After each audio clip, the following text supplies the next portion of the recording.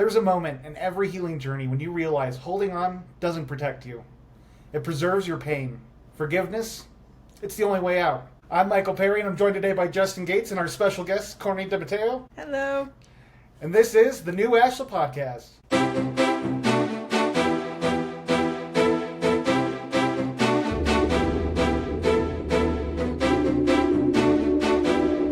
Hello and welcome to the New Ashla Podcast. Today we are diving into forgiveness, and what a powerful topic this is. I'm so glad you joined us today, Courtney. This is like one of your areas of specialties that you've had since I've known you. I've taken your classes on it. It's been a part of your programs, and from what I understand, it's even more so now. It is. I have been talking about forgiveness for about 10 years. And the reason why is because it was such a huge eye-opening experience for me when I finally learned what real forgiveness is and the healing that can come of it. And so I just really jumped on it and spread the word. I want as many people to know about it as possible. I agree. It's one thing that I see out there in the world. So many people I care about holding on to these silent resentments like weights. And they just, it's not even a part of their thought process. And it's just like, I want to reach out, hold them and shake them and just be like, let it go. Free yourself. Free yourself. Yeah. And that's why I talk about freedom through forgiveness. And that's really the ultimate goal, right? Is to find freedom, and forgiveness is the way to it. Forgiveness is the way to get there.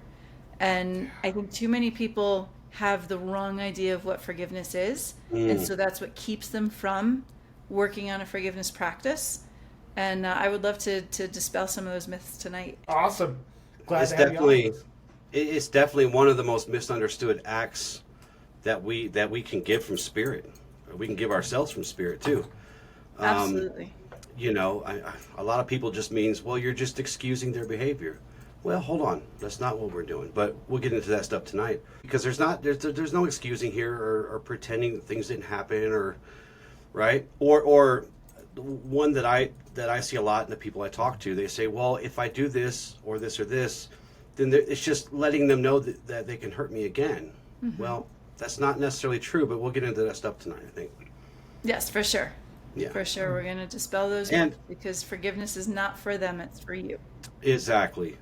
And just to put this in the right direction today, it's not a sign of weakness. You're not weak for this. So let's, Absolutely. Yeah. So. Yes. Yeah, we're going to dive into all of it tonight. We will make it clear. Perfect. Well, I guess let's go ahead and dive into exactly that. What does forgiveness really mean? What is forgiveness? So one of the best definitions I ever heard was actually from Mary Morrissey. And she said that it's a trade in perspective. You're giving one perspective for another. And that's how I always remember it, right? I've got this perspective of being wronged or being hurt, and not to say that that didn't happen, but that's the seat that I'm sitting in. Is I've been wronged, I've been hurt, I'm the victim. And I'm going to trade that perspective for one of, I can still be strong, or I can be stronger because of what I went through, or even in spite of what I went through. Right? And so when I can find that point of power, that's where forgiveness starts. So it's that trade in perspective. Oh, that's beautiful. I read a quote last week that just I've been thinking about nonstop. And it's like, you've healed when you go from what happened to you being the story to the journey you had being the story. Yes. And I mean, it's like one of the most powerful things of why people go to therapy is as we discharge the emotions, we can slowly shift that story and go back in time and try to just work our way where we find new meaning in the events that happen in our lives. I mean, it sounds like, I love how that ties right into this, because forgiveness is necessary to get to that stage. And restory is a part of forgiveness, right? It's something that comes along the path as you're forgiving somebody. You start to tell a new story. And when you can restory, and again, restory from the point of power, now all of a sudden it's not what happened to me, but who am I now because of what I went through. Yes. Think about how powerful that is. I go back and I readdress things that happened to me at a time where I was powerless, obviously, clearly something, and I'm going back with insight and discernment, and I am changing it. I am flipping the script. I am removing myself from this piece, and this person isn't even important anymore, the one who hurt me, because now I'm focusing on myself, and that takes a lot of power. Yes. I mean, And just, I mean, but the freedom in that, the freedom in that movement, right? When we think of freedom, we're like, oh, we have Bill of Rights and we have, no, freedom to move in here, everywhere. And that's, I would take that power over any other power in the universe because it's unlimited. It's amazing. Yeah, 100%. And that's, if we go back to that original, when the other person is holding the power, right? Mm-hmm. So if I'm a victim of something, if something has happened to me, that other person is holding power over me because they are directing my thoughts, they are directing my actions. When I show up in the presence of this other person, I'm going to be a different person. I'm not going to show up as wholly me. I'm going to be meek, I'm going to constrict, I'm going to keep myself, hold myself back, right? What I'm actually doing is I'm allowing them to dictate who I'm showing up as. They have power over me, right? Forgiveness allows me to take that power back. So that locus of control is back inside of me. And I get to decide who I'm showing up as, how I'm going to act or react. And so now I'm back holding the power instead of letting them have the power over me. Man, preach it. Yeah. And you know, for forgiveness is one of the most powerful parts of our path that we teach, that Michael and I, everything we do in the show comes from a place of grace and forgiveness and Acceptance. And it's one of those things, like I said earlier, it's one of those most misunderstood things, I think. So, because you feel so depowered. Especially if you just go back and just look and not try to get yourself involved again. We have an axiom of light that talks to this, and it's agonizing over a situation to resolution provides limited gain and comfort. The price you pay long term for not letting go can be great. And in the very first steps of letting go, I know that's one of those things easier said than done, right? But this is how we start. This show today, we're going to really get into that. But when you hold on to resentment, you think that you're protecting yourself, but it just sucks the marrow out of your bones over time, and it just doesn't stop until you stop it, right? So, Almost literally too, that whole mind-body connection, right? Any and every dis-ease that I have going on inside of my body began first as an emotional, or, depending on your belief system, spiritual trauma, or, I'd say misalignment is how I'd call it, right? So it started first emotionally or mentally. Yeah. And then because I didn't do anything about it, it sank down into my body. And so arthritis is one of the greatest known results of hanging on to resentment. So you are literally hurting yourself by hanging on to this resentment. I love the metaphor, drinking the poison and expecting the other person to die. Right? That's what resentment is. That's so I've true. referenced that so many times from your classes just because it is the perfect description of what resentment is. It's the perfect framing of it too, because it sounds absolutely crazy, Right. when you frame it like that, and it's like, wow. I guess it is crazy to hold on to somebody, all this resentment and stuff, because resentment and shame and all this stuff that was never mine to hold. And I'm just sitting here holding it like, why do I have this? So let's get into the misconceptions. What misconceptions do people have for forgiveness? I mean, we're talking about how a lot of people get this wrong, and I think there's a lot of truth to that, but I think a lot of it's in the details, the misconceptions. Well, it starts with the idea that by forgiving someone, I am either letting them off the hook or I'm allowing them to justify their actions, right? And that's not what forgiveness is at all. Right. And again, I go back to forgiveness is for me, not for you, right? It's not for the other person. I'm doing it for me, for my freedom. And in the spiritual world, we know that spirituality loves balance. And so if someone perpetrates against you, it's going to be taken care of. It's not my job to do something about it, right? My job is to heal, learn, and grow. Anything I can do to expand.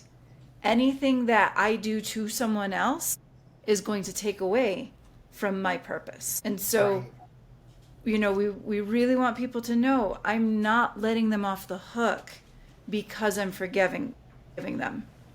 I think that's the biggest one. Right. And I always think about, there was this on my vision board, I think it was in your vision board class, I had this image of a person in handcuffs, and the handcuffs breaking into birds and flying away. And it was always as I was going through my own stuff I was working through and that pent-up resentment, it's how I kept trying to visualize the forgiveness is, I'm doing this to break free from the chains that I put myself in. This is not necessary. Yeah. And again, forgiveness wasn't letting this person off the hook, but it was allowing myself to move on from the event. Doesn't mean they still have a place in my life, but it does mean that I no longer hold on to that animosity or resentment that came from those events. Yes. Yes. And I would say another misconception is the idea that if I forgive you, it's opening the door for you to do it again. Mm-hmm. Right? Which, again, isn't true. And we'll go over why these things aren't true, I think, as we go on in the conversation. But by forgiving you, it doesn't mean that I have to let you perpetrate against me again. Right? By forgiving you, it doesn't mean that I have to engage with you again. This doesn't mean that we have to become friends. It simply means that I'm letting, so again, I'm big on metaphors, I'm big on storytelling, but the metaphor of being the gatekeeper. So if I'm hanging on to resentment, what I've done is I've put you into jail, but I have to stand there and hold the key. So that's my energy. That's wasting my energy. When I forgive you, I don't know if you're in jail or not, right? That's on you. That's got nothing to do with me. But I get to drop the key and walk away. So there's my freedom. Yeah, I mean, it's not forgiving. It's remembering without letting that memory poison you, as you said earlier. We're not excusing what people did. It's choosing not to be defined by that. Right. And those are the big parts. So I can't think of any other misconception other than, people will say, well, this makes me look weak if I'm forgiving. I have to hold on to this forever. Scorpio's really bad at that, Michael. Yeah, no, I'm aware. I'm still working through it. I'm surrounded by Scorpios. I got Michael over here. I got my wife over here, and I'm a Scorpio. And it fits. It fits too well.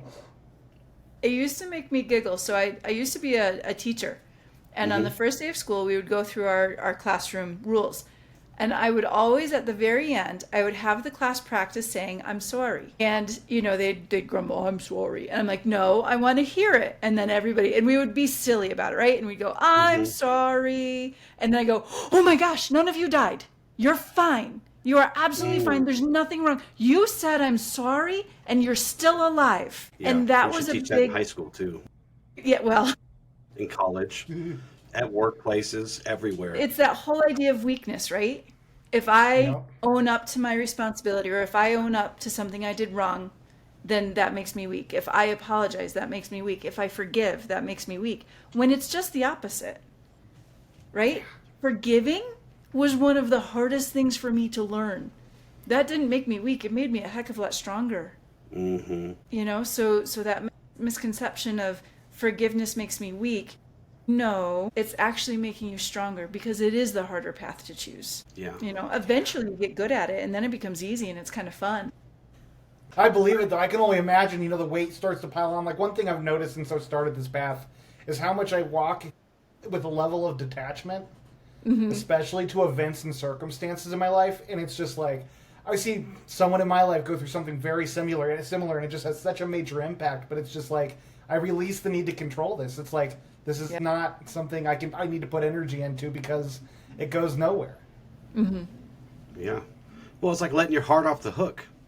Imagine how painful it'd be. We'll do some more metaphors. Imagine how painful it'd be to have your heart, like a hook in your heart, right? That would hurt so much. And this practice, it takes your heart off the hook so it can heal. And then once it heals, it's like, it's even stronger. Yeah. Yeah. Just to add to that metaphor, because I love that metaphor, is forgiveness isn't that constant pulling. This was the biggest issue I struggled with forgiveness, is I tried to brute force my way through it, and it was like pulling on that hook. And you don't, as you know, if you got a fish on a hook, you try pulling on it, it's just going to get in there deeper and deeper. It's the true letting go, the ability to push the hook away and then out. It's the release of the hook, and not the trying to pull it out of your system. Because that was probably the hardest part I had with forgiveness, is I knew it cognitively, but it is a practice and not just a cognitive, I'm just going to forgive this person. It's a visceral sensation, a visceral release. Yes. Yeah, for sure. And then I would say the last misconception would be the idea of, if I don't forgive them, if I hang on to this resentment, it's hurting them in some way. Oh my God, that's probably yes. Yep. So, I have to hang on to this in order to hurt them. They need to hurt the way that I hurt. And it just doesn't work that way. No, but we see that everywhere. I was about to ask, how often do you think that's unconscious that people do that? I think a lot of this is unconscious or learned, right? Yeah. Learned behavior. This is what I've seen. And that learned behavior becomes habit. So, I mean, truthfully, 95% of our day we spend in unconscious habit. And so, this is just one more of those things that we do unconsciously that we've learned and we've watched and we've lived. That's why we have conversations like this, so that we can bring light to it and hopefully start to shift some of those habits. But this is why we need help too. We need that good circle of trust. Those people that we can sit with and that will sit with us. There's another axiom that comes to mind. Confusion distorts reason. When in doubt, do not act. Seek guidance and proceed cautiously. What that tells me is when I have trouble letting go, I need to, if I can't let it go, try to hand it to somebody who can help me let go. Go see somebody, talk to a counselor, or talk to someone like Courtney, or talk to, whatever. But, and again, there's no shame in that, no weakness in that. That's strength. That takes a lot of courage. I mean, it takes so much courage to do what we're saying to do anyway today, right? Yes.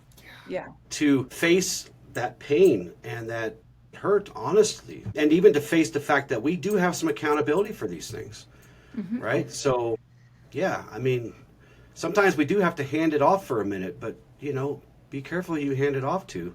Make sure you hand it to somebody who is ready to hold it for you while you prepare to let it go, right? Yes. Well, we need that mirroring, right? I mean, when we live in our heads, we catastrophize, we begin to second guess ourselves, but when we have that circle of trust, these people, I mean, you two were major parts of my healing journey, where I would talk about things that I thought were petty and silly around my trauma, but you guys would sit there in the mud with me and help me work through it and give me that reflection I needed to help me feel human. It's necessary. We need connection. Yeah. Yes, and to Justin's point, there's nothing weak about that. Again, that is the sign of strength, right? When you're willing to reach out and be vulnerable with somebody. Because let's face it, what's harder, holding it in or being vulnerable and letting it out? Right. The sign of strength is definitely the letting it out. And we, of course, I have the ability to look at our analytics for our show, and the people we reach are by and far men, and I think men have a lot of trouble with this. So it's important for Michael and I to be that example. Say, look, I'll rip my heart out and show you. Yeah. I go through this stuff too, even though a lot of people look at me the way Michael does. But I still struggle. I still falter. And guess what? I'm going to reach up to him and grab him by the shirt and pull myself up too.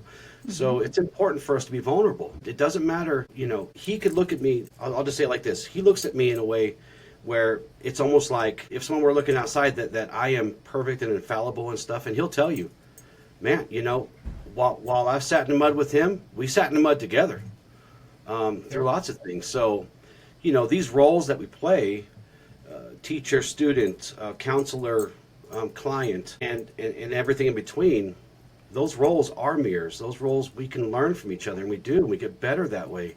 None of us are to a point where we are infallible, and I don't think we ever will be.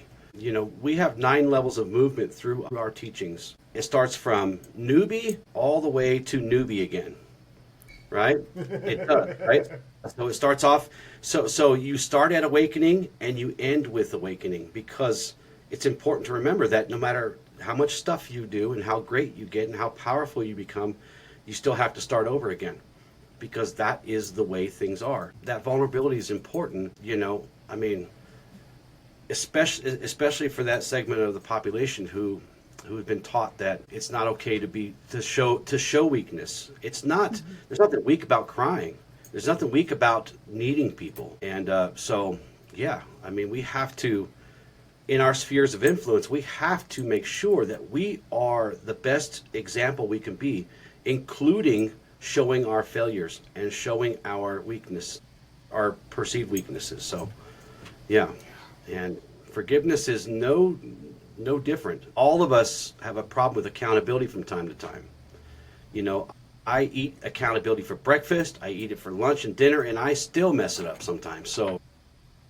So yeah, I mean, but this topic hits right at the heart of what Michael and I are trying to do, because it hits on so much of the things that we want to, virtue, for example. Virtue is something that has become almost comical to people. They don't want to, it's just kind of old fashioned, right? Or something like that. It's a concept. But in this topic, grace, responsibility, courage, these things, love, truth, integrity, these are all important aspects to this. So, sorry, I hijacked the conversation there, but I didn't mean to. No, but it's good to bring up, because this, not only is it not an easy thing to just do, but it requires a certain level of character, and it takes practice.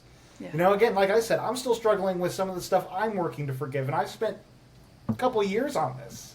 And that's okay. That's where I'm at in my journey, and I accept that. But vulnerability is key, because when you can lay yourself bare to those you trust with that, it's amazing the healing that can happen in those spaces. So why is forgiveness important? Why is it important? Well, I think you guys really just did a great job of it. It is your freedom, right? It is the cleansing of your space. It was funny when you came to me and said, hey, we're doing this topic, would you join us?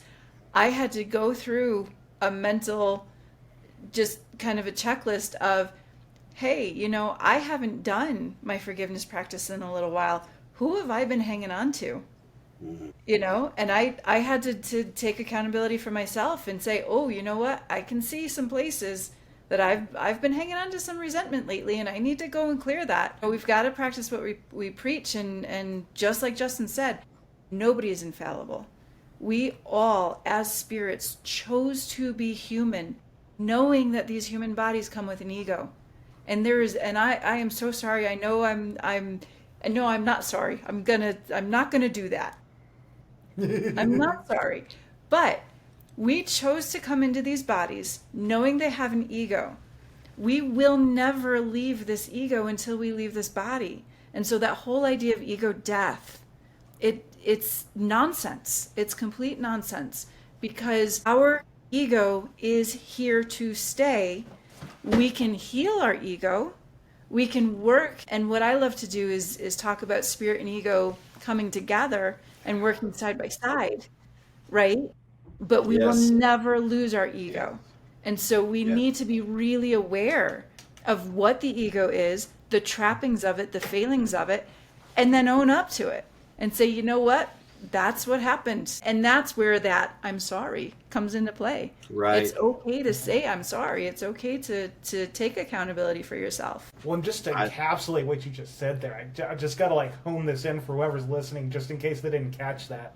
So, because I'll be honest, I think of forgiveness, and I've been thinking on such a grand scale, people who have really hurt us, that it hangs deep in the soul. And it's that takes a lot of work. That's a lot of deep motion. But it's where are the little resentments stacking up? Where is the counter starting to move that you need to start releasing it?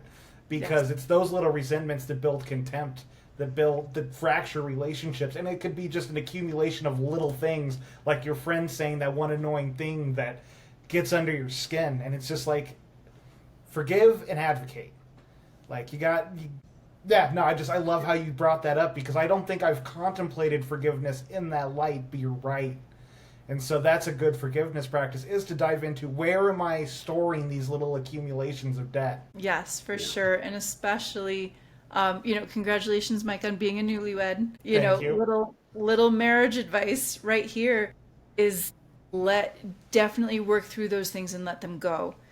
And I'll, if I can, I guess, toot my own horn a little bit. My husband and I, when we have conflict, he will bring up stuff from 15 years ago. And he'll bring up stuff from a year ago. And I'll say, I don't remember that. What are you talking about? Mm-hmm.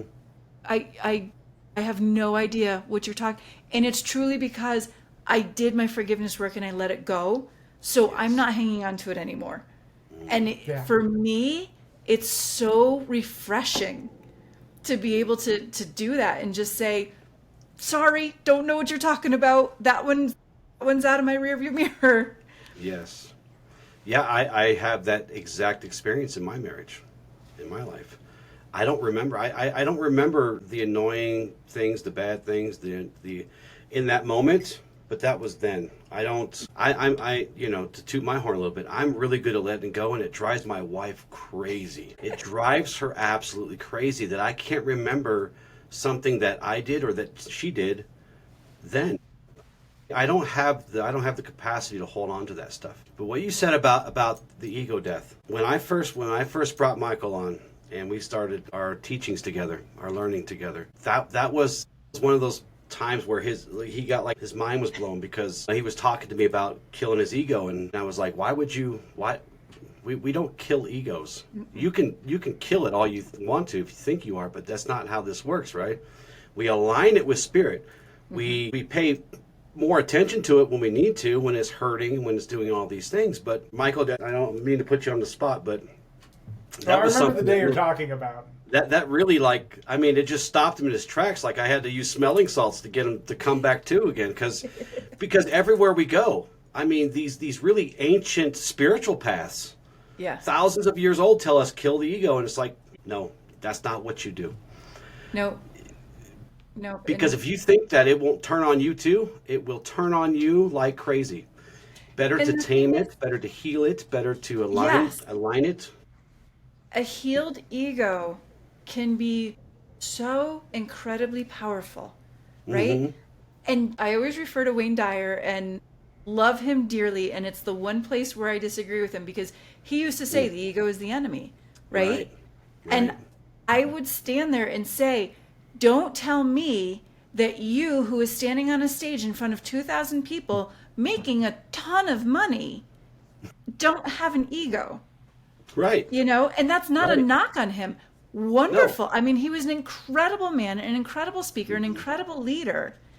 And yes, he had an ego that drove him to want to stand up in front of 2,000 people and 5,000 people and 50,000 people and millions of people via the internet, right? He had an ego that was driving him in the direction of success. And so he had a beautiful spirit that was alongside of a beautiful ego. Yeah. And that's what drives us. That's what the most successful people are. Have a beautiful spirit. But he killed it every time. He killed it because they were in alignment. You know? You cannot eat on hopes and prayers. You can't. You have to feed yourself. And I know this is getting us a little off topic, but I do want to ask you, since I have you here, Michael and I have talked about aligning the ego and taming it and healing it and getting it in line with what we as a being want to do with our life and our purpose and all that. But then we run into something sometimes, and I'm guilty of this myself, the spiritual ego, which is a little tougher to align and tame, right? So define that for me. So and it's something we address early on in our teachings through like the first 2 or 3 paths, really, or segments or whatever. But it's when you start learning tons of stuff and you do ascend from where you were a little bit, right? Mm-hmm. But then you have this ego, and maybe it's just the same ego, it's just inflated with more power or more knowledge, but it almost comes like now you're coming from like the man on the hill, the man on the mountain, where everybody, you're expecting people to climb to you, right? Yes. As I tell Michael, just as an example, as I tell Michael, yes, I am your teacher. yes, I probably know a lot more and I've had a lot more experience, but we're still here together. You know, I'm not above you. I'm Yep. here. I'm just doing some different things than you are. Yep. I'm working through the same kind of things you are, just a different, Yes. you know, whatever. And so, but that spiritual ego tells us, well, I'm your teacher. I must be here and you must be there, and you know, never stray from the things I tell you. We've always kind of called that spiritual ego, because once we get inflated and we start learning a lot of truths of the universe, Yeah. it tends to be different ego things. I don't know. Maybe it's the same. Maybe I don't know. What do you think? So so I know exactly what you're talking about. I was actually talking Okay. with a client about that today.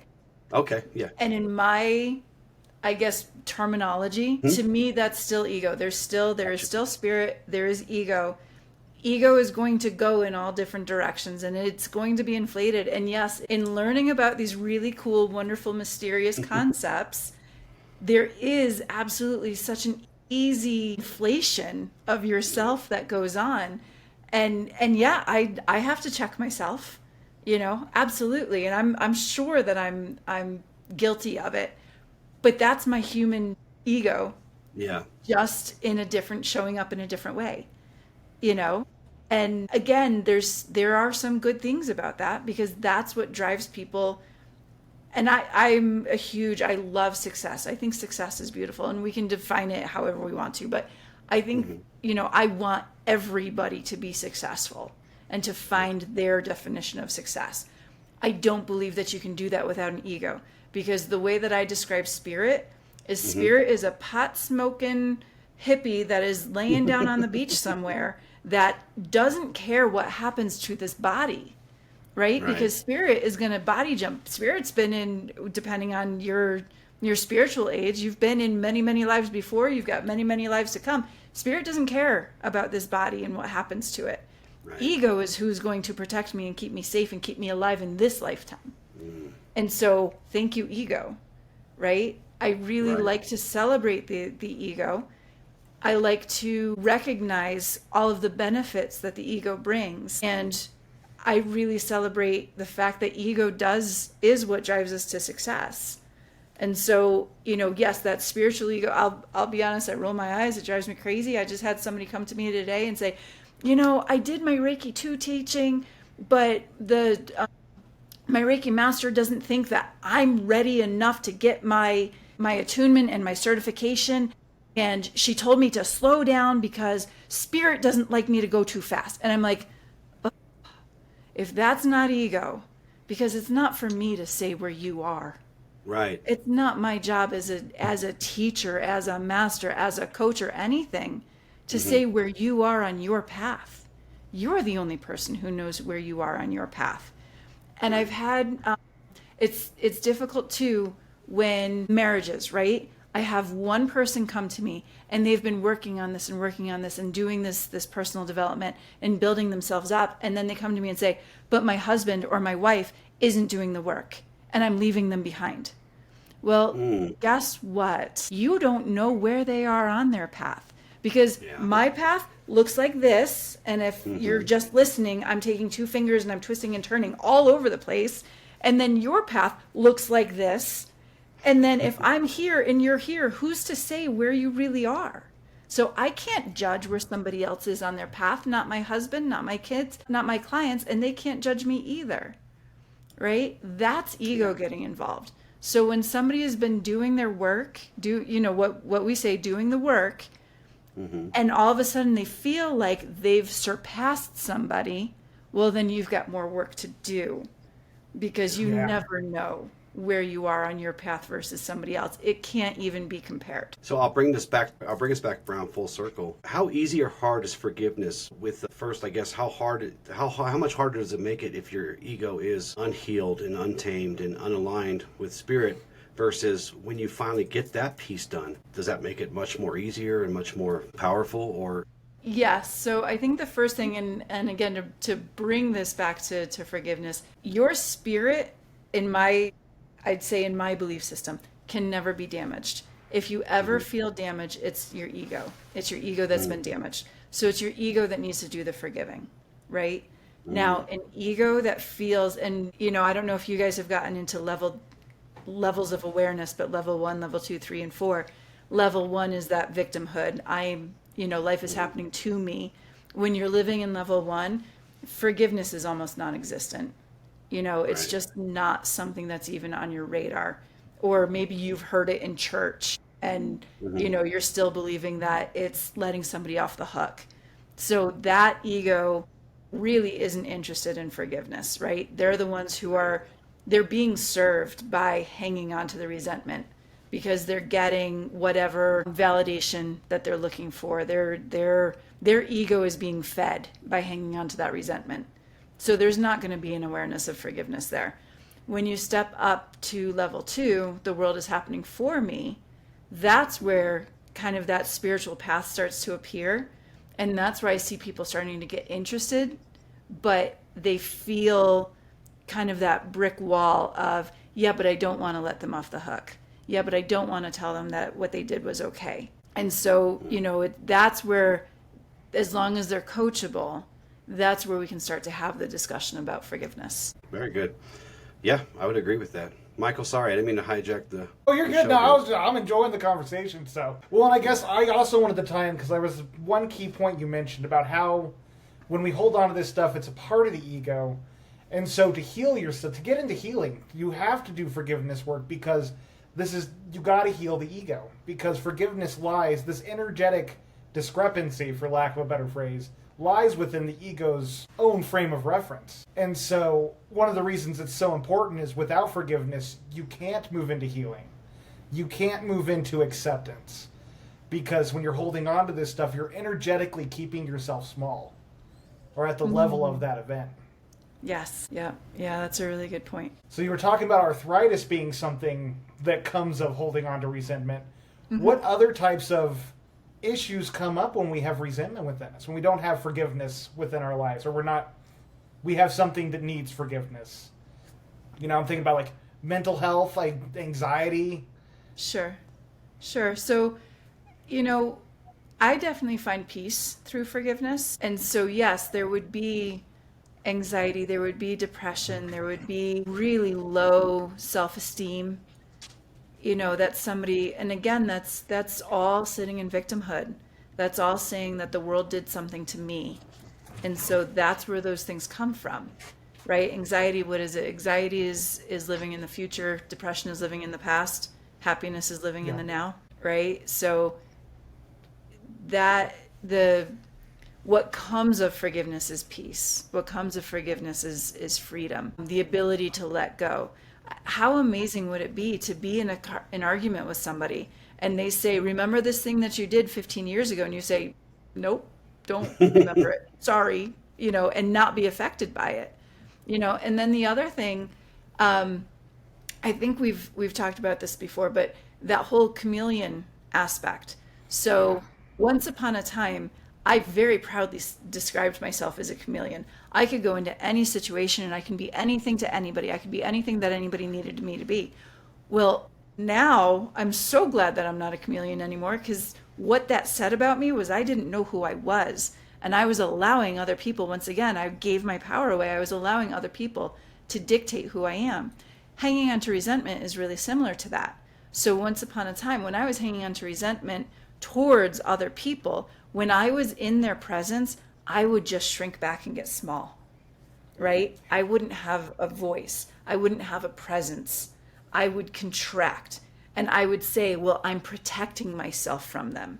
Well, no, that's not protection, right? Protection would be when I'm able to stand up and advocate for myself and speak up for myself and set boundaries for myself.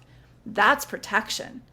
When I'm shrinking back, all I'm doing is holding myself down, or I'm letting them let me hold myself down, right?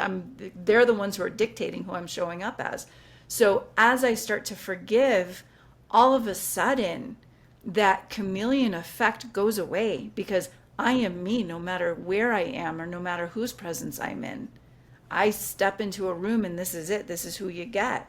And like it or not, take it or leave it, doesn't matter, because I am who I am and I'm going to continue to be this person. So that's, I think, a form of freedom that I found through this forgiveness practice. Yeah, I got to admit the chameleon aspect of things really was something that I say even now I still struggle with, because it's like retraining my nervous system that it's okay to have different opinions and different feelings about things, and that you can disagree with people and still be safe. And it's crazy how ingrained that can be in someone's nervous system. But man, as you do this work, the healing that comes from it, the more you release that power that you're giving up, not release the power to them, but cut that cord of energy going to them, how much stronger and empowered you feel when you are having those tough discussions.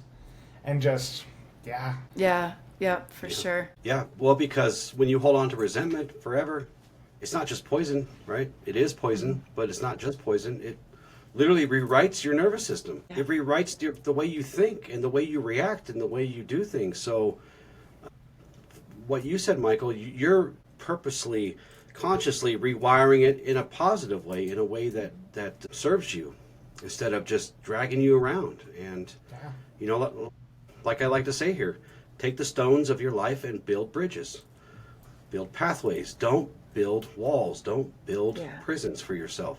Because if you're not consciously in charge of you, then other people will take your stones and build things around you, whether you like it or not. So that's why you have to take that. You have to take that accountability and make that conscious effort to do these things, because it's affecting you, whole being. You know, we talk about arthritis. We talk about, you know, all these different neurological things that happen. Like, you could go and learn forgiveness from one or two guides, or you can go see 15 different people to help you with all the ailments that you're going to get from it. Yeah. And none of that's cheap. Well, I think one of the most dangerous pitfalls of the healing journey, and this is one of the things that is so, you got to be cautious on when working with people. We give disclaimers often when we go into heavy topics like shadow work, because awareness without action can be destructive. Because if we become aware of the patterns we have and we don't do anything to start correcting the action, we end up cultivating more barriers to these issues. As we say all the time on here, it's practice, practice, practice. It's not gonna be pretty, it's gonna be messy. You're probably gonna screw up the first couple times. But the important thing is that you're taking action. You're leading by example and not by words. Yes. Yeah. I think another really great point to bring into forgiveness too is the idea of being offended, right? I mean, we live in a world right now where you are offending people just by being who you are. Just existing, yeah. And when you start to get into forgiveness, you recognize it takes so much to offend me now. And I know that when I'm offended, it has nothing to do with the other person, what they've said or what they've done. It's another mirror. You mentioned the mirror before, Justin. It's another mirror being put on me, showing me I've got something else to heal. Right? There is something else. You just activated something in me that is coming up that I need to heal. Because truthfully, nobody can hurt me without my permission, right? Nobody has the power to do that to me unless I give them the power to do it to me. And so this whole idea of everybody and their mother being offended by everything that everybody is doing and saying, that's not them doing something to you. That's you having a wound inside of you that needs healing. And that's where forgiveness comes in. All right, so on the topic of offenses, you know, I have my kids come to me often and they say, you know, oh, so-and-so from school called me a name. And my answer to them always is, you know, so let's say, you know, so-and-so called me stupid. And I say to them, well, are you stupid? And they'll say, no. And I'll say, well, them telling you that you're stupid, did that make you stupid? No. Okay, then. It's fine. You can let it go. It doesn't matter. Right? If we can look at it that simply, just because they said it about me, does it make it true? No. Okay, then let it go. Right? Walk away from it. Move on. Otherwise, we're giving them power. Yeah. Right. No, that makes a total sense, though. So it's like it's back to the re-story, right? I mean, it's taking the narrative and not taking it personally, because I think often I mean, again, I say all the time, trauma's never about what happens to us. It's how we internalize it. And it's like, I know I was bullied in school, and a lot of it did get to me when I was in middle school, high school. It wasn't until my adult years that I started actually working through it Sure. even before the healing journey, and start being like, you know what, I actually got this. I'm smart. I can do this, and things like that. Because I was special ed, so I was always bullied for being the stupid kid and all this stuff. No one ever wanted to work with me, and man, it's like that haunted me all the way through high school. And then it wasn't until like I got into the military, did medical training, and it's like I passed this. Like, holy crap, I need to give myself more credit. But if we take it in the moment when people are saying things to us and redirect it that way, because I think one of the things that really gets people with trauma and when things are said to us is if we give it time to sit and stew, it ends up becoming a part of our identity instead of being able to just process it out real quick. Yeah, and I think part of that is the exercise of the what if up and the what if down, right? So we sit and stew, we're spiraling down, but we have the choice to spiral up instead, right? And Justin had mentioned a little bit about this earlier when we were talking about ego. The way, we talk about levels, and I honestly don't think that there's a great human language to describe the journey, the process, because we have this 2D idea of levels, up and down. Higher is better, lower is worse, further out is far away, bringing in. It's just, we don't have a concept or a language to really describe what it means to be going through this work and what it means to be leveled. But if sorry, I totally just lost my train of thought. So when we're spiraling on the what if. We're spiraling, thank you. I got you. What I like to do is talk to my clients about the spiral up. And yes, you are going to have patterns in your life. You are going to continue to come back to kind of the same situation. But when you're doing the work, when you're actually working on forgiveness and you're working on enlightenment and that path, you're going to come to it at a higher level of awareness. And that's what we're looking for, right? So if you find yourself spiraling down, start with the what if ups. Well, what if it went right? Well, what if it went well? Well, what if everything just worked out, right? And if we can start just those simple questions, that's going to bring us to a higher level of awareness. And now we can shift our perspective and we can see it from a different seat. And when we see it from a different seat, that's when we actually take our power back and we can do something about it. That whole idea of responsibility. When I take responsibility for something, I am giving myself the ability to respond. Yep. It's not blame. It's not fault. It's simply, I have the ability to respond now because I've taken responsibility. Right. So I think that's just the simple place that we can sit in when we're looking at a concept like forgiveness. Yeah. I mean, it's not to deviate topics again, but I was having a conversation with Allison last night that was really profound, and I realized I've been doing a lot of catastrophizing. Oh, I think I might lose my job soon. Oh, I think I'm messing up in my relationship. And I had this aha moment of my anxiety. Number one goal is to try to predict the worst case outcome so that I have control over the unknown.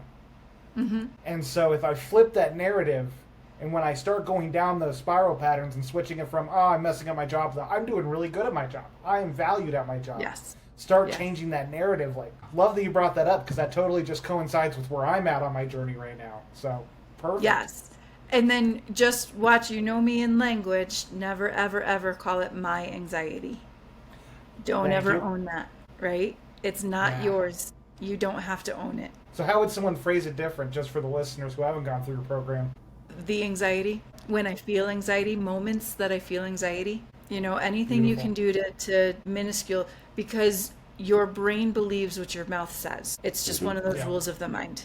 And so when I claim ownership of something, now all of a sudden it's part of my identity. Well, if it's part of my identity, my ego is going to want to hang on to it. And so I'm never going to be able to heal it. And I'm a huge believer that everything, 100% of those diseases out there that exist can be healed. And it starts by letting go of the identity, right? If I identify as a person with anxiety, then I'm never going to be able to let go of that anxiety. But I've got a really great track record of helping my clients actually heal from anxiety and never feel anxiety again in the clinical sense of it, right? We've got to be Right. careful because there's worry, you're going to have worry, you're going to have a little bit of anxiousness, but clinical anxiety can absolutely be cured, and it starts by not identifying as somebody with clinical anxiety. Makes total sense. Well, that's kind Thanks of the for perfect sharing. segue, right? That's the perfect segue Yeah. into how do we start to cultivate the practice of forgiveness? Because it's not just a switch. It's something that's kind of been with most of us, or maybe all of us, this slow progression, building and building and building and building this weight. And so we can't just turn it off with a switch, right? I mean, it's kind of like this. No. So it's Michael like this keeps journey of saying, returning back to peace but yeah, and unfolding step by step. So let's talk about how we start to come back to that good place. so Michael keeps saying it's a practice, right? And he is 100% correct. It is something that it's like a muscle you have to build. Once upon a time, I was a phys ed teacher, and we had this skill development progression, and there were 4 levels of skill acquisition. Level 1, beginner. It is really clumsy. It is over exaggerating in your motion. So I always use jumping rope as an example, right? If somebody's learning how to jump rope, the very first thing they're going to do is they're going to use their whole shoulders, and they're going to throw that rope over, and then they're going to take big steps over that itty bitty little rope. And that's the same as, any kind of skill acquisition in personal development. So as you're learning to forgive, the very first time, it's going to be painful. It's going to be really big, over exaggerated motions. It's going to be clunky. Make friends with that. Accept that. Know that that's the way that it's going to be, right? And then as you get better, those motions become smoother. It becomes easier. And there's actually what we call where all of a sudden you're doing very, very fine movements to turn that jump rope. And it's the same thing with forgiveness. Those minor things like being cut off on the road doesn't even bother me anymore.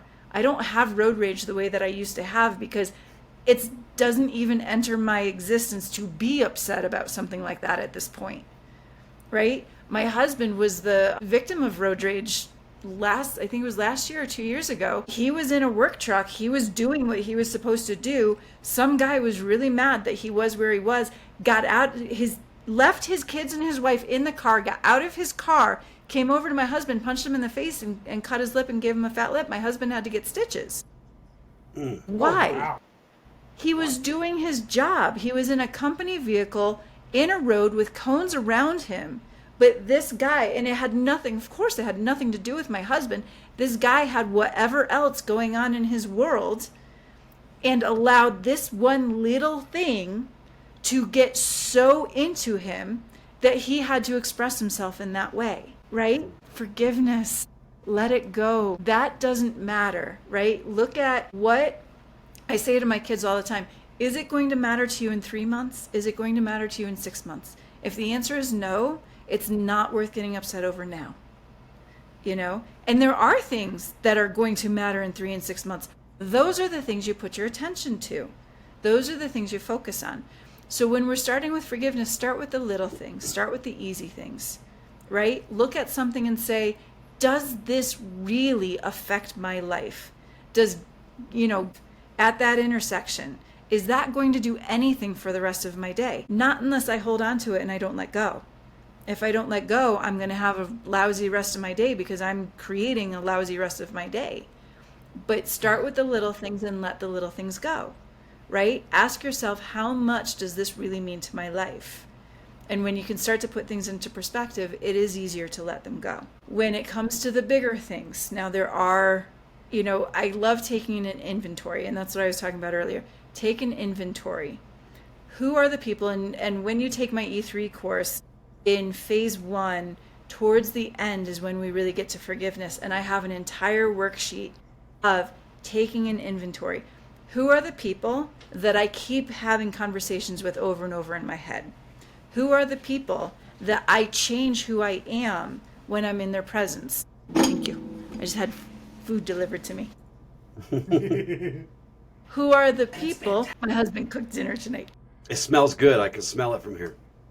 He's a very good cook, especially Italian, when he cooks Italian food. It's delicious. Anyway, so you're taking an inventory. What are the experiences that I keep reliving and saying I wish I did differently? What are the thoughts that are on a constant reel in my head? So as you go through this entire list, and I think it's a list of almost 20 questions of taking inventory, and you start to answer those, at the very end it says, you've got forgiveness work to do, right? Because if you can answer even one person for any of those questions, or one situation for any of those questions, you've got forgiveness work to do. So I would say step one is taking inventory. Who is it that you're holding resentment against? And now there's definitely more difficult and less difficult things to forgive. Don't tackle the big bad right away. You don't have to do that one. You don't have to work on that one right away. Take some of the smaller ones, right? Take the time that your sister pissed you off when she stole your something or other, and work on that one and do your steps. And we'll go over what the steps are, but do your steps and learn what forgiveness feels like. Because once, I can say this for a fact, once I learned what forgiveness felt like, I became hungry for it.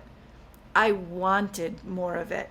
I didn't want to hang on to resentments anymore. I didn't want to hold on to all of this negative energy, because my God, it feels so good to let it go. It feels so good to not be controlled by it anymore. It feels so good to not remember it and to have it be part of my past and not part of who I am, right?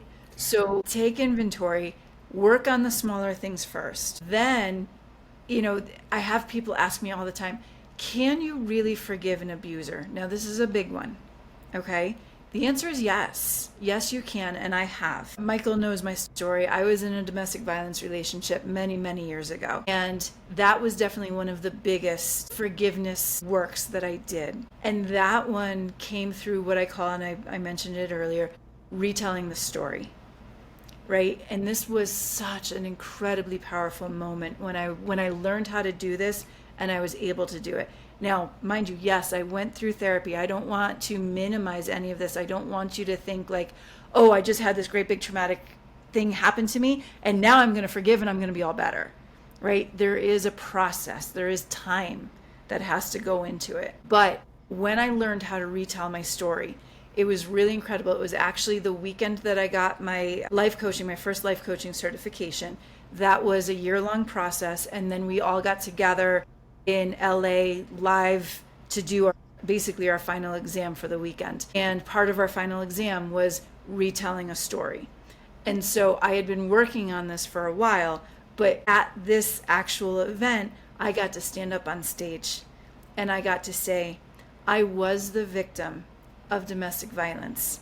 And now not only am I surviving it, but I am thriving from it. And when I realized that I actually probably would never have gone into life coaching if I hadn't gone through the experience that I went through, that's where I started to find my point of power, right? Who am I? And I say straight up, because of what I went through. Other people, that's a little touchy. That can be hard for them to say. So it can be in spite of, if that makes them feel better. But who am I because of what I went through? Well, now I have a voice. Now I know how to set boundaries. Now I will never let somebody treat me that way again. So thank you to the experience. Thank you to the fact that I was there and I went through it and I grew through it and I survived. I mean, all kinds of blessings there. There were definitely days I wasn't sure if I would survive, but I did, and I'm happy to be on the other side and able to tell this story. I know that I forgave him because I actually ran into him years after this happened, and I came face to face with him, and I didn't cower. I didn't shut down. Good for you. I stood and I didn't engage with him. So, and again, forgiveness does not mean that you have to have a relationship with that person.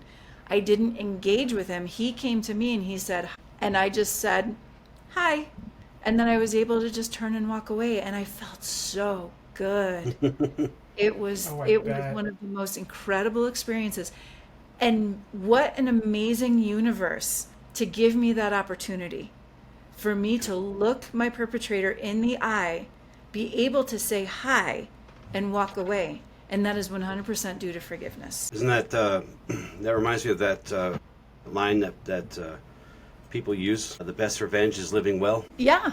Oh, absolutely. I would Yeah. say that would be a consequence, a side effect, or an effect of forgiveness. Well, Right? just real quick to touch upon what you said, something, it brings me back to when we were talking about the misconceptions. Another one that I forgot, and it's something I deal with my wife all the time, is that you don't need them to forgive.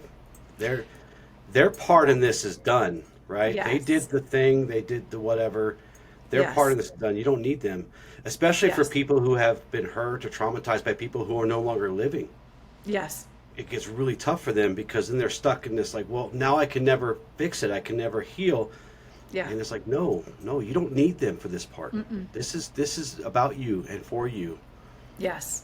Yeah, They have you to don't go ever through their have to own. tell them that you've forgiven them if it's Right. somebody that is still alive. You don't have to Right. tell them that you've forgiven them, right? This is about you. And you're right. I do find the two hardest people to forgive are the people who are no longer with us and ourselves. Mm-hmm. Those are the two biggest stumbling blocks that people run into. And that's where you get to really practice. You're not forgiving them for them. You're not doing Right. it for their peace of mind. You're doing it for your own. So you don't need them to be there or to be witness to it or to receive it in any way. You also, here's a big misconception with forgiveness, they don't need to apologize. That's right. That's a big deal. Well, I can't forgive him. He never apologized. Well, guess what? It's got nothing to do with their apology. Their apology is about them. When I'm apologizing, it's about me. It's about me trying to make myself feel less guilty or whatever I'm experiencing Right. in the moment. Right? Yeah, in a perfect world of rainbow and sunshine, we don't live in a world like that, unfortunately. Or maybe No. fortunately, I don't know. I'm No. grateful for all the bad stuff that's happened to me and the good stuff too.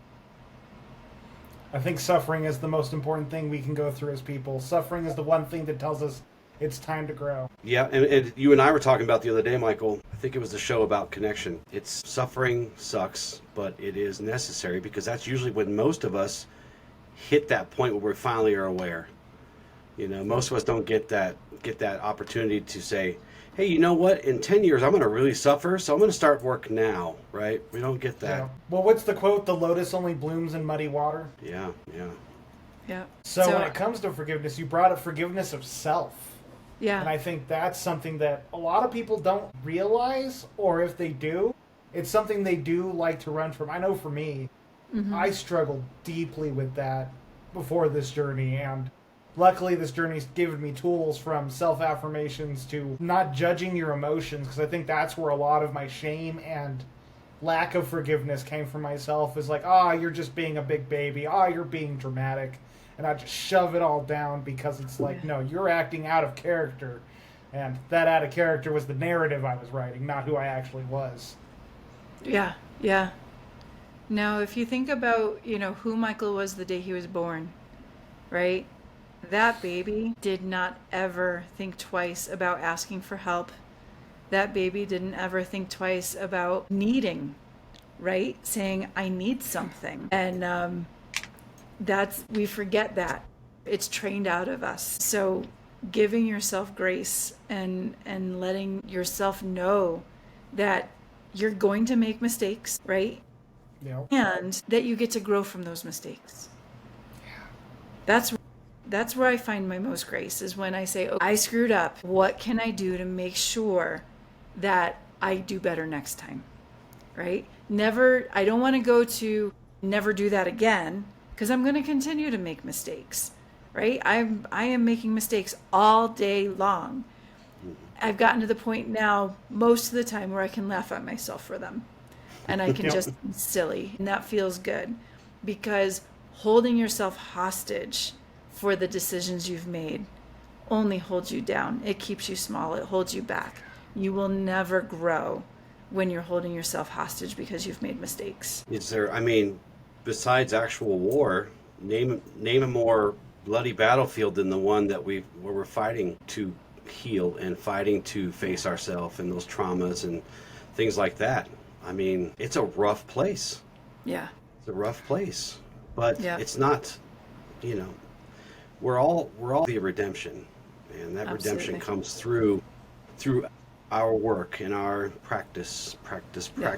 and our, our ability to reach out to others for help. That was such a beautiful way you said that.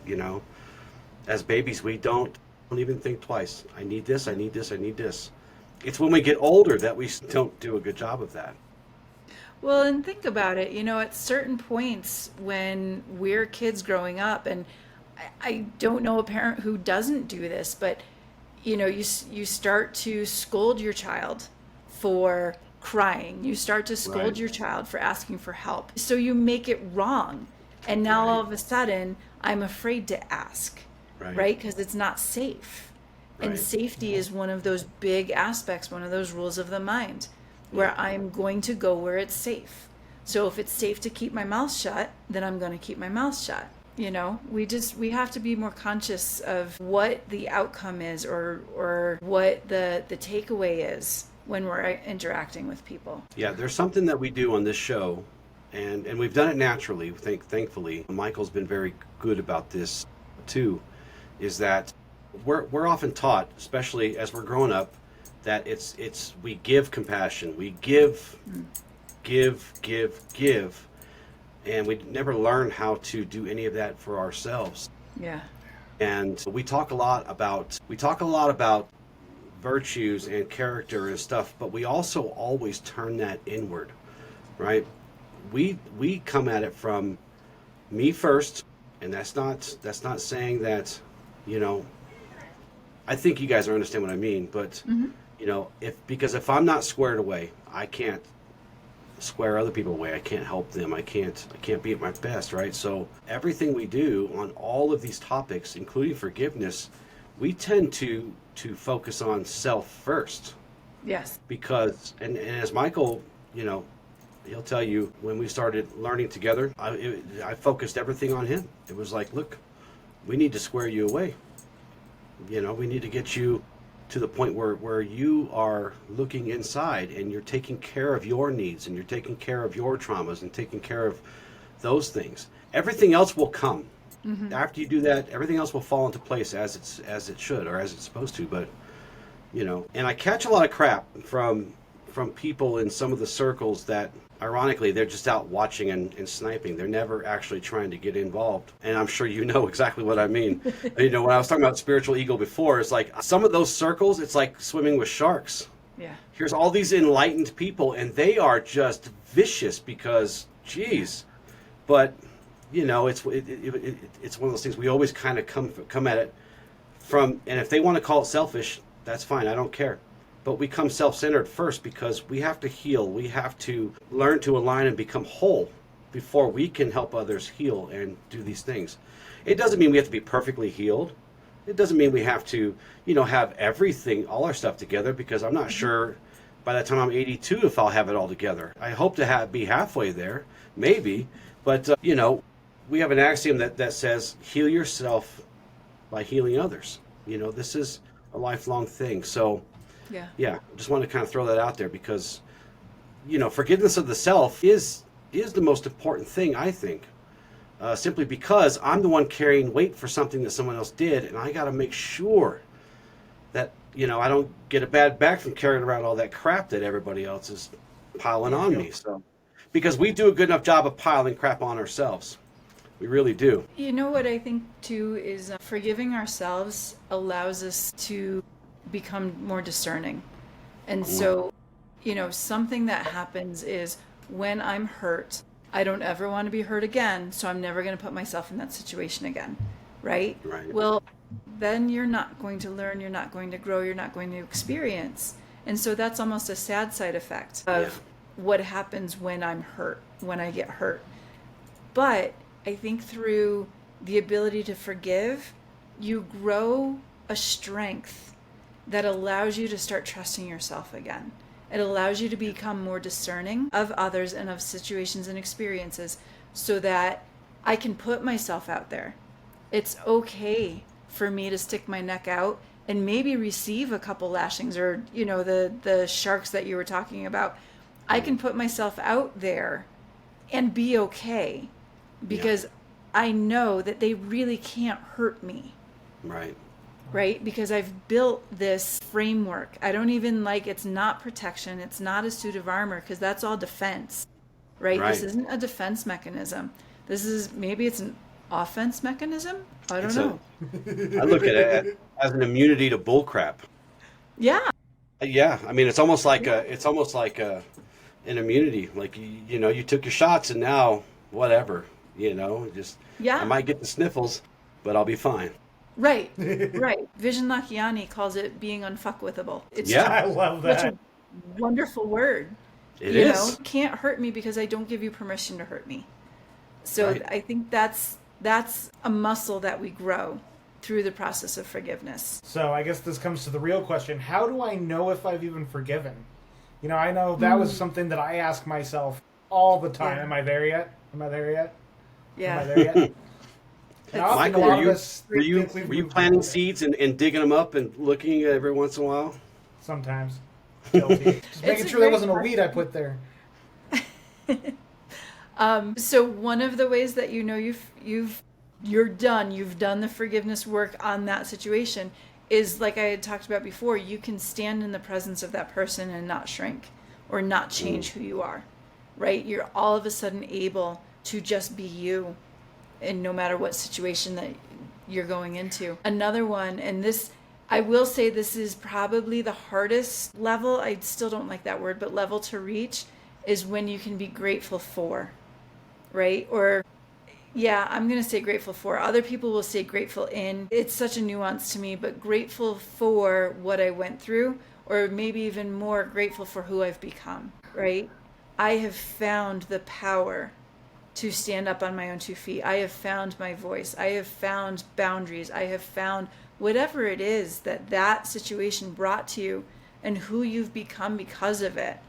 When you can find gratitude for it, that's when you have reached that kind of pinnacle of forgiveness. Yeah, that You know, one gratitude thing- without denial, right? Yeah. Yeah. Yeah, One that's thing you powerful. brought up earlier that I thought was really ties into this so well, and I haven't considered too much, is, are you replaying conversations with someone in your head? Like, that hit me hard. It was like, man, I do got forgiveness work I need to do. There's a Yeah. handful of people I got those conversations playing in my head. What it'd be like if I interacted with them and all that, and yep, surefire Yeah. sign right there. And you know what, too? I'm glad you brought that up. And back to Justin's point about that spiritual ego. When people say, I don't have anybody to forgive, I don't hang on to anything. Thank you for laughing, because that is such an ego trap. You know, if ever there was an ego speaking, it is the spiritual person who has no more forgiveness work to do. Because once again, your ego is not something you can get rid of. And anybody who does anything that trespasses against you, offends you, however you want to describe it, you have forgiveness work to do. Yeah. So that's a blind spot for a lot of people that I've seen. It is. And when you do this work, it's important, going back to that self-forgiveness, the more you practice being honest with yourself and being loving with yourself through that process, you learn to start seeing these, like if someone cuts me off in traffic, why did that annoy me? Like, Yeah. who cares that they're like 2 seconds, going to get there 2 seconds before me? Why did that annoy me? Well, maybe there's something I need to start looking at, right? It's how we Yeah. identify our triggers. It's how we, Yeah. but this is all along the path of healing. And Michael, you said it earlier, and this is something that Heather and I were talking about the other day. She was having a really rough day, and she was, replaying things, and I said, I stopped her for a second. I said, "Look, I want you to think about what you're saying. What happened to you in the past, you're holding on to, and you are comparing that to the present where that's not happening, but you're still giving precedence, and you're still giving, preference over the thing that happened way back then, over 20 something years ago, right? Something that happened to her in a relationship." I said, just think about that for a second. You are forgetting gratitude. You're forgetting, lots of things. You're being pulled back into this. And she said, well, how do I start to get out of this? You have to learn to forgive. Forgiveness is that first step. And I know she'll be listening to this show, and I know she's going to get a lot out of it, because sometimes it's better to hear it from people that you don't know very well, Sure. and that's fine, and that's perfectly okay. Yeah. I've had many students over the years where they're just like, work with them, and they just don't get it at all. And I break it down, like I try to tell stories. I try to do all these different ways that I can think of to get them to understand it. And not Michael, he's the perfect student, but he knows a few that probably come to mind because I was teaching them at the same time I was teaching him. But anyways, they went off. They said, I finally cut them loose. I said, look, I'm not good for you. I can't help you through these things. I will still support you. I'll still be here. You can always access the literature. You can access me. My time is limited these days, but I will always make like 15 minutes for you if I can, somewhere. I don't care if it's 2 o'clock in the morning or 12 o'clock in the afternoon. But for your best interest, you should seek another teacher. And they did. And, within like a few months, they're like killing it. The stuff I've been telling them and begging them to learn. But it's one of those things where it's like, you got to know when to cut people loose. You got to know when to say, you know what? I'm not good for you. You're going to learn this somewhere. The stuff I know isn't proprietary. It's universal. You're going to find it somewhere. Whether you find it in a church or in a brothel, I don't care. You're going to find it somewhere. That's how the universe works. Forgiveness is a really big thing in this trauma.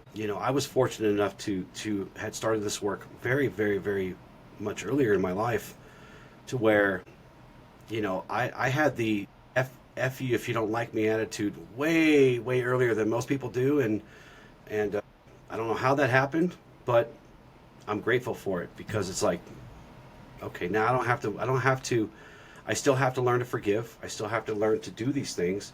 I just doing them on a different level now. I'm just working through here instead of this way. But to your point again, and to the point I made earlier, we hit the end of our learning. We hit the end of our path. We hit the end, and then we just start over again.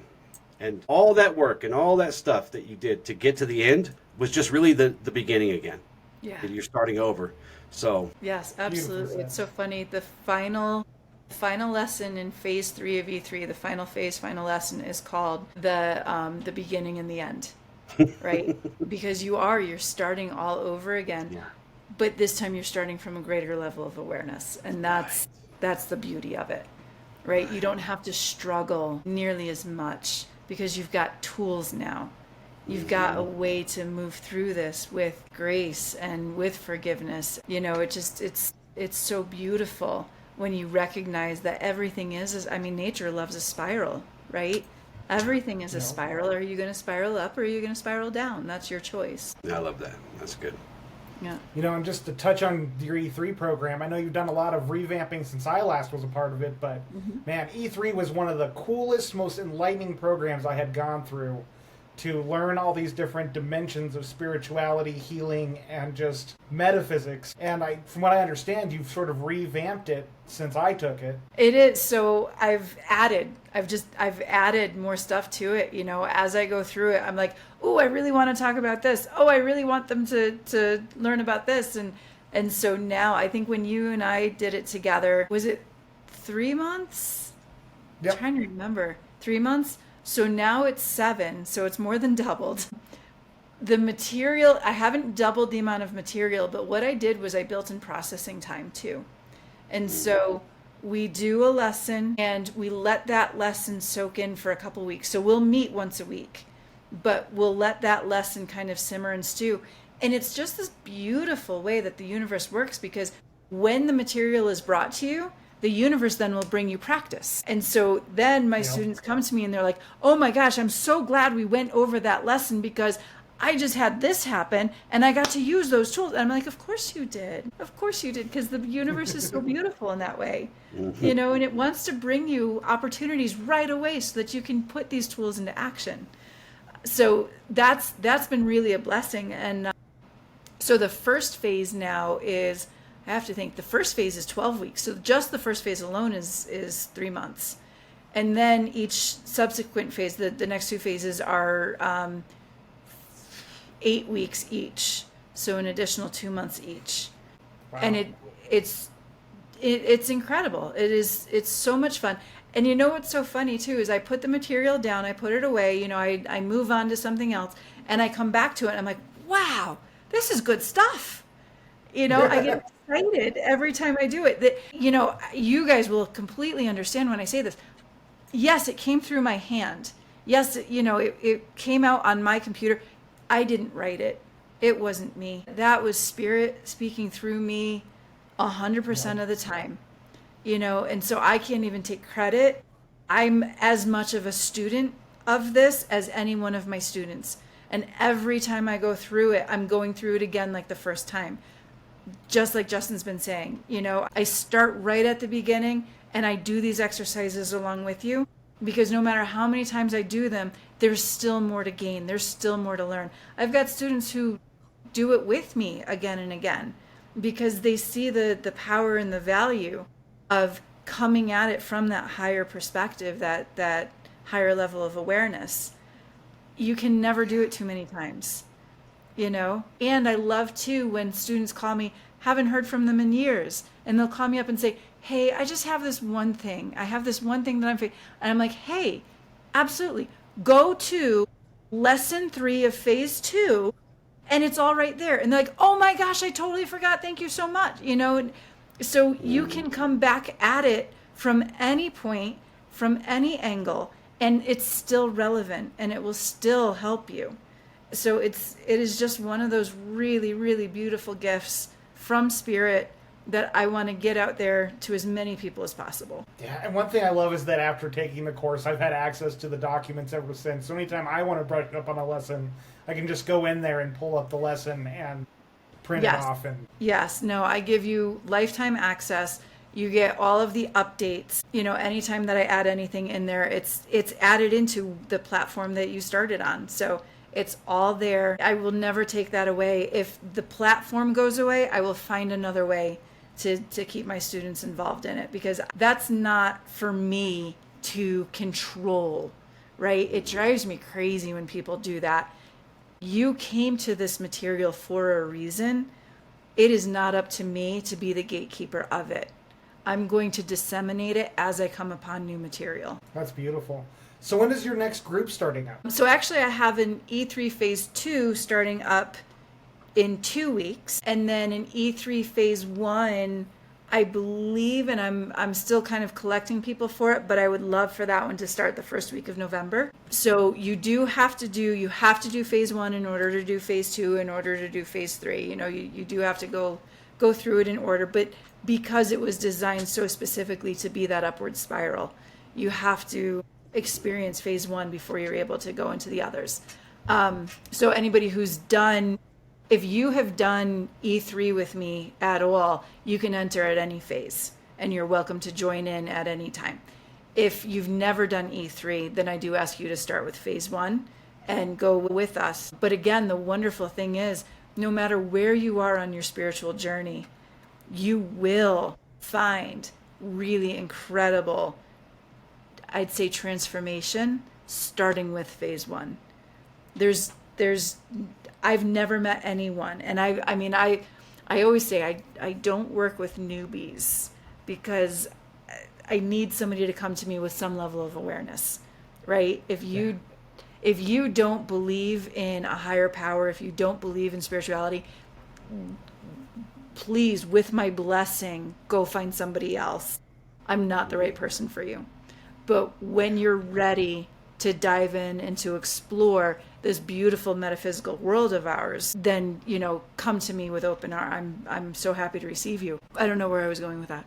So for those, most of our audience is outside of our local area, the three of us. They can access these teachings. They can take your courses completely remote, right? Okay. Completely remote. Yes. Everything I do at this point. So Reiki sessions are remote. Hypnosis sessions are remote. E3 is remote. It's this wonderful, beautiful digital world we live in that's brought, it's awesome. My last client was actually the one that I just talked to not too long, a couple days ago. She was in Israel. Cool. How amazing that this great, big, huge, vast world has just come down to a place where we can reach out and talk to anybody.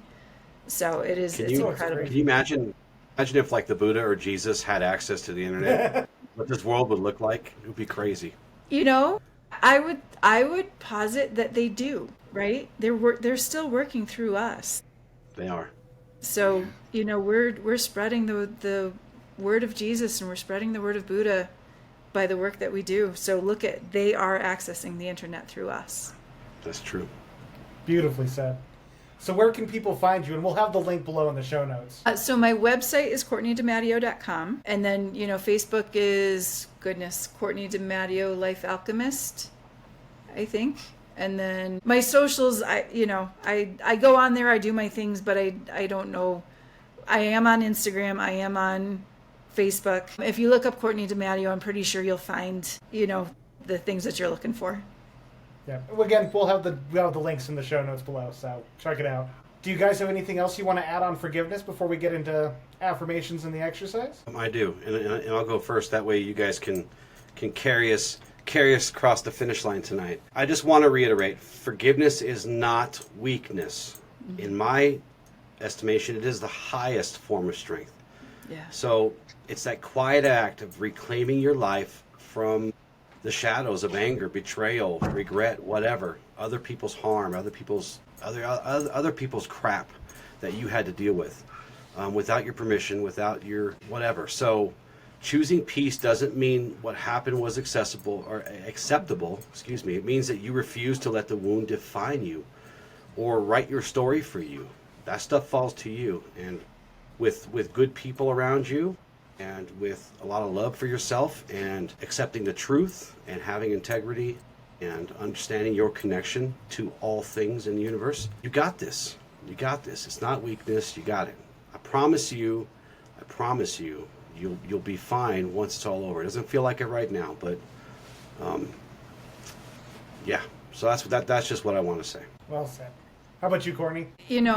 I love what Justin just said. You've got this, and it may not feel like it right now. I want to hammer that home because, Mike, that I just in the past few years went through another dark night of the soul, and it was brutal. It was absolutely brutal. And of course I beat myself up because here I am, this, teacher, this person who shares this information. And how is it, here's my ego, how is it that I'm going through this again, right? Well, you know how? Because I'm human, because I'm living a life, I'm here to experience, I'm here to grow. And like you said before, without that struggle, there is no growth.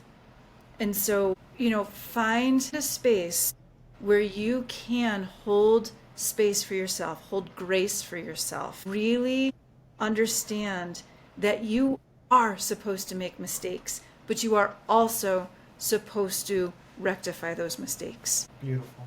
And for me, all I just got to say is practice, practice, practice. All this work, it's nothing that's a flip of a switch, like we said earlier. You gotta push yourself and do what you gotta do. So Right. Today for our affirmations, I release the weight of resentment and choose peace. Oh, that's so nice. Right? It's my favorite out of the bunch. I let go of what I cannot change and open to what I can create. I forgive to heal, not to excuse. Forgiveness does not mean forgetting. It means reclaiming my power. And I am worthy of peace, love, and freedom. Yes, you are. That's awesome. That's awesome. Now, do I get to do a little forgiveness exercise? Yes, you do. Yep, you are up to bat. Okay. All right. So this is so much fun. So we didn't talk a ton about how to forgive, right? The process of forgiving. We talked a little bit, but I wanted to just bring your listeners' attention to a few different forgiveness practices, and we're going to actually do one. So one of the most famous ones is called Ho'oponopono. It's a Hawaiian tradition, and it's simply saying, I love you, I forgive you, please forgive me.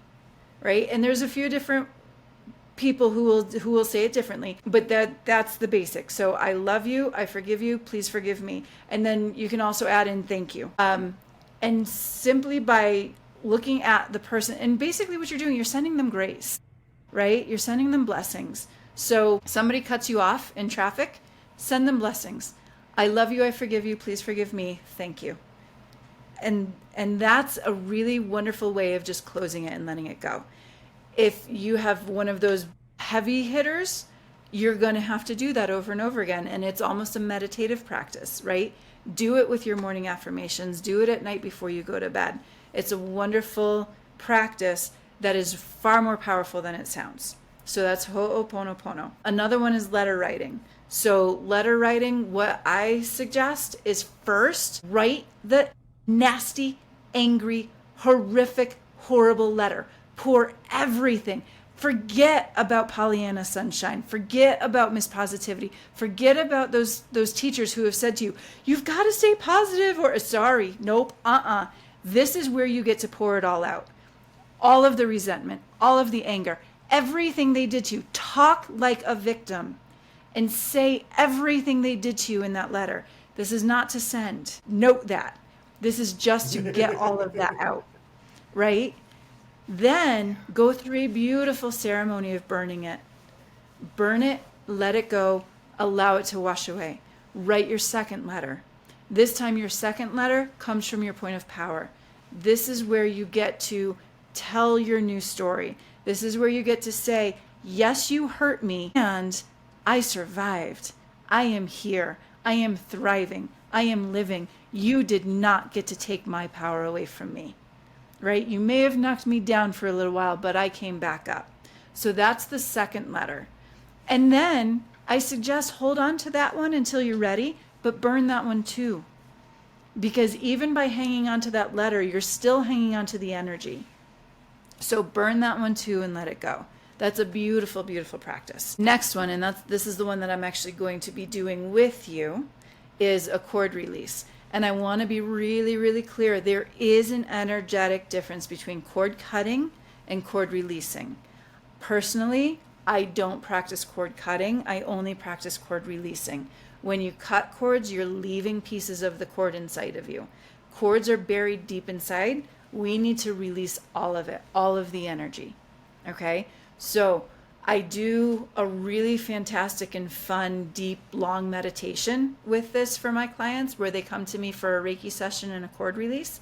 We're not going to go that deep into it today, but I can at least give you the visualization so that you can do this for yourself.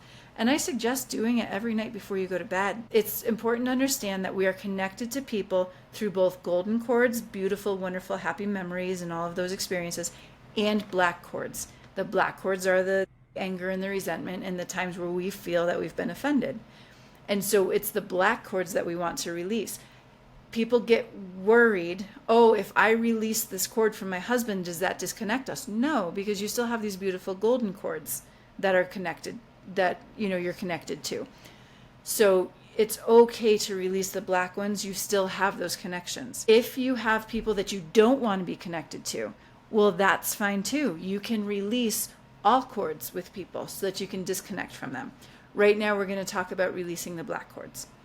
So what I want you to do is just settle into where you are. Take a nice deep breath and bring to mind the person. We're going to specifically work on a person right now. Bring to mind the person that you want to forgive or that you want to release this cord from. Okay, so bring them to mind. And now we're going to raise you up. So figure 50,000 feet up into the air, right? It's a really obscure number. You're going up, up, up, up, up, and you're raising up into your highest self. They too are also raising up to their highest self. Now, when we're at our highest self, really recognize and understand that is not the human being. That is not the human version of you. It is not the human version of them. Their spiritual self knows that they wronged you. They know that that human version did something they shouldn't have done, that hurt you, that ended up with you being hurt. So you can connect to that higher version without any fear or threat to your safety. So connect with that person, see them, make an eye-to-eye connection with them, and then look down. And as you're looking down, you're going to see that there's 1, 2, 5, 10, I don't know, how many? How many black cords do you see? We're going to work on pulling out just one right now. So find the cord that you are ready to release. Find where it is attached to your body. Bring your hands to that spot. Wrap your hands around the cord. Now that cord can be 1 inch thick. It can be 5 inches thick. It's really arbitrary. But put your hands around that cord right now, whatever thickness it is.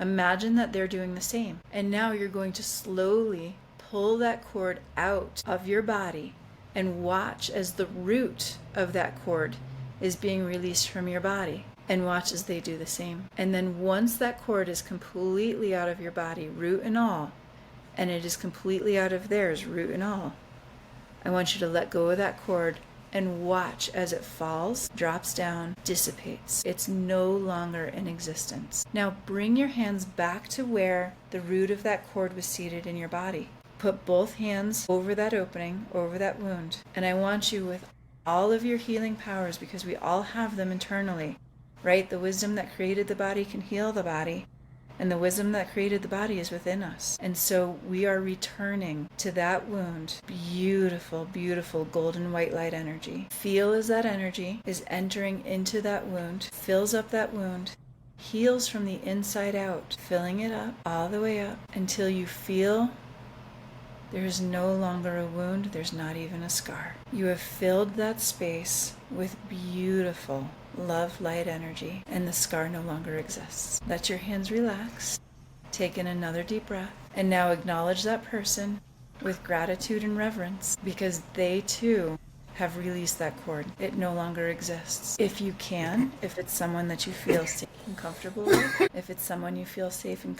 with, give them a hug. And if not, that's perfectly fine. But now you're going to leave. You're going to come away. Find your body again, returning to your earth life and coming back to consciousness, wiggling your fingers and your toes, opening your eyes when you're ready. It's always so peaceful after you do that. I love that one. I love that one. Now it's important to note for everybody who is doing this particular healing, this particular path of forgiveness.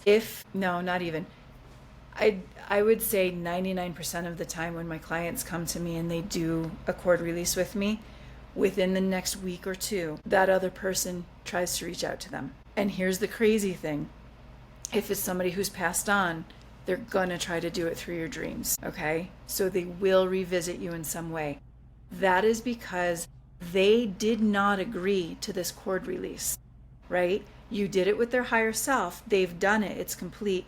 But that lower entity did not agree to that cord release. And so they are looking to hook back in. Your job is to not engage. Do not answer the phone if they're calling you. If you do answer the phone, do not let them bring the conversation to a toxic place. If they're going toxic, you need to get away, because that is them trying to re-engage that cord, and you don't want to let that happen. Okay, so that's just a warning that comes with that. And it never fails. My clients call me all the time and say, oh my gosh, you're right. That just happened. Oh my gosh, I had a dream about them. Or, oh my gosh, they called me. Or, they just showed up. We were at a gas station and they were there. It's wild, wild things. But it's because energy speaks to energy, and there is a connection still between you. So they are somehow going to show up in your life. Do not engage. Okay, so that's the cord release method. And then the last method that Michael is going to give everybody access to, it's this really, really cool, wonderful, amazing worksheet. It is not mine. I did not come up with it, but it was brought to me by a client, and I actually included it into E3.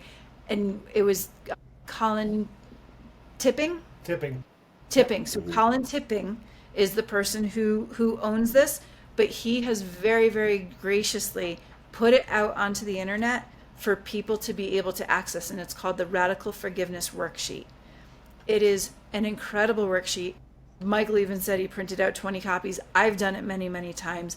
It's an incredible tool to have. So follow the link that Michael's going to give you, print out the worksheet, and do the worksheet as many times as you need to.